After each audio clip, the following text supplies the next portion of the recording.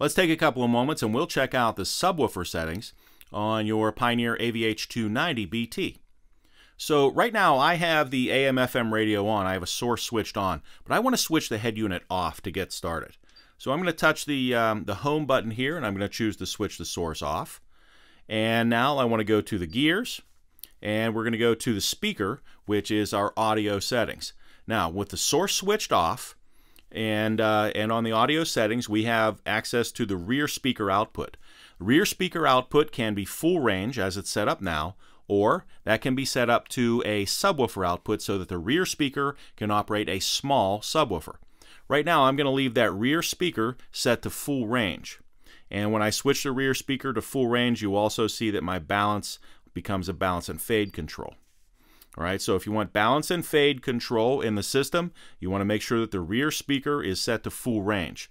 Now my pre-outs, and there are two RCA pre-outs for operating external amplifiers in the system here. They are front and rear output or front and subwoofer output. So I can choose to switch that to front and rear output, and that's what this means here, or I can choose to switch it to front and subwoofer output. So if I want to have subwoofer controls built into my system, I want that pre-out to say subwoofer right here. So now I'm just going to switch that off and go out to any source, and it doesn't matter which source you go to.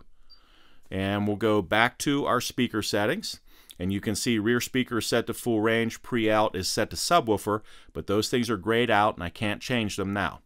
So let me scroll down here to my subwoofer settings. You can see subwoofer settings is grayed out.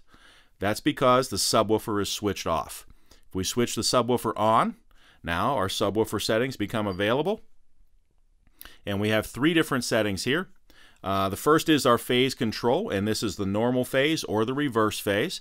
Be sure to try both of these phase settings in your vehicle. You may be surprised that the reverse phase works better in your vehicle. Try them both to be sure. Next up is the level control, where we can give a boost or a cut to the subwoofer output in the system.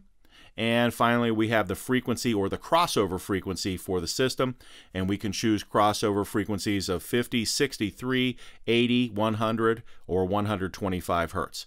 For right now, I'm going to choose the 80 hertz crossover point. When you're done making these adjustments, I want to go back up here, and I want to make sure that I have this star set up beside my subwoofer settings. That puts my subwoofer settings in my favorites menu.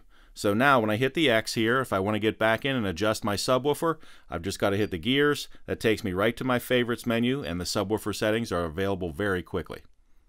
When you're done making your adjustments, just hit the X to escape.